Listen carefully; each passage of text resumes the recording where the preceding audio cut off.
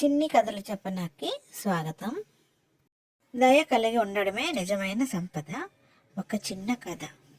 ఒక ఊరిలో రామయ్య అనే ఒక పేద రైతు ఉండేవాడు. రామయ్య పేదవాడైనా జాలిగుండె కలవాడు, దయాగుణం కలవాడు. తనకున్న దాంట్లోనే ఇతరులకు కూడా పంచి సంతోషించేవాడు రామయ్య. రామయ్య భార్య పేరు సీతమ్మ. వాళ్ళిద్దరికి ఒక కొడుకు కూడా ఉన్నాడు. కొడుకు నానికి చదువు అంటే ప్రీతి, కానీ చదవడానికి ఆర్థిక స్తోమత లేక చదవలేకపోయేవాడు నాని.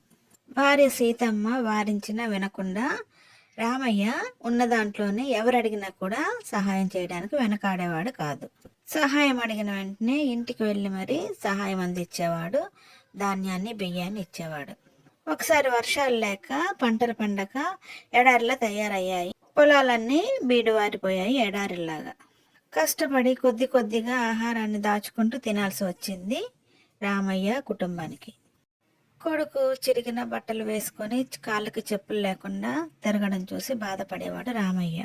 రామయ్య ఎప్పుడు దేవుని ప్రార్థించేవాడు. తన ఆర్థిక స్తోమత బాగుపడితే పిల్లల్ని బాగా చూసుకొని ఇతరులకు కూడా సహాయం చేస్తాను కదా అని అనుకునేవాడు. ఆ కరువు సమయంలోనే రామయ్య ఇంటికి ఒక వృద్ధుడు వచ్చి తలుపు కొట్టాడు.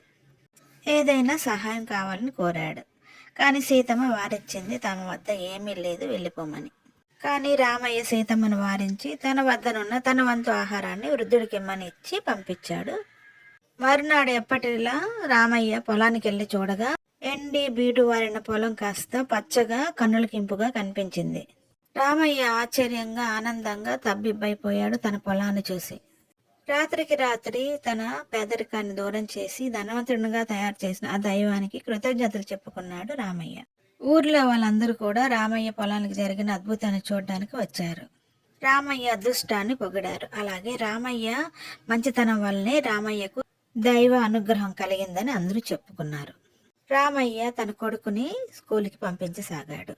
అలాగే ఆ ఊర్లోని ప్రజలకు మరింత అండగా ఉన్నాడు రామయ్య. ఆ దైవానికి చేతులెత్తి నమస్కరించాడు రామయ్య మనసులో. నిజమైన సంపద డబ్బుతో కాదు, హృదయంలో ఉండాలి. నిజాయితీ మంచి మనసు కలిగిన రామయ్యను అందుకే ఆశీర్వదించాడు ఆ దైవం. ఇలాంటి మరిన్ని చిన్ని కథల కోసం do like, share and subscribe my channel చిన్ని కథలు చెప్పనా.